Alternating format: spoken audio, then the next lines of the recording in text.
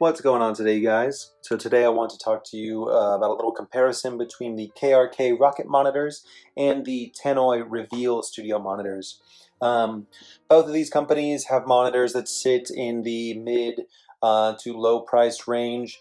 They're great for both beginner and intermediate producers, perfect for those who have home studios, and just all around great monitors for great prices that won't break the bank.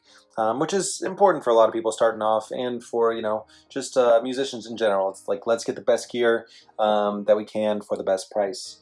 KRK really needs no introduction. They've been around for a while. They began making monitors back in 2003 with the G1s, and now we are at the G4. Specifically, these are the KRK Rokit G4 8s. That means they have 8-inch woofers. These 8-inch woofers are made of Kevlar.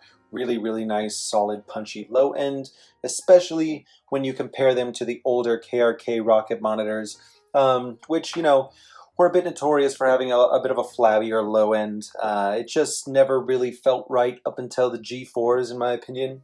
But now, they've really knocked it out of the park. These sound amazing.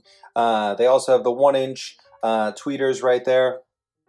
They also sound pretty solid. I wouldn't say that they have the widest sweet spot, so you definitely need to get your monitor set up correctly if you really want to take in the high end as much as possible. If you move on over to the back over here, you have an EQ that can be controlled using the knob right here. I would say that it's really solid to have this on the back and to have kind of a digital visual representation of what's going on. It just makes things a little bit easier to see rather than flicking switches up and down.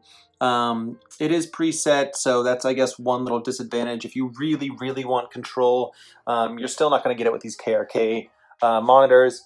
Cool thing is, though, you can control them via Bluetooth from your phone, as KRK does have an iOS application, which is great if you're trying to set it up and really optimize the sound in your room overall. I would say, the best things about KRK is they're really accurate. They have consistent sound quality across. They're great value for the money.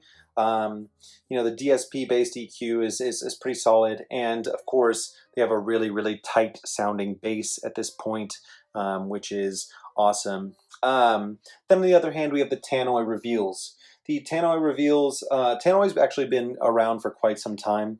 They started off as more of a consumer monitor company, but they've really established themselves. As a lot of it's thanks to their coaxial speakers that they kind of, I guess you could say, pioneered in a way. It's essentially a speaker inside of a speaker. Go figure. But they sound really great.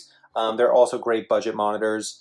They have a really nice, tight, controlled bass. The treble response is really nice as well. Very, just pleasing throughout the ears, not flashy, which is great for mixing. They do have a monitor link option, which is really nice. This provides definitely like easier amplification of portable music players.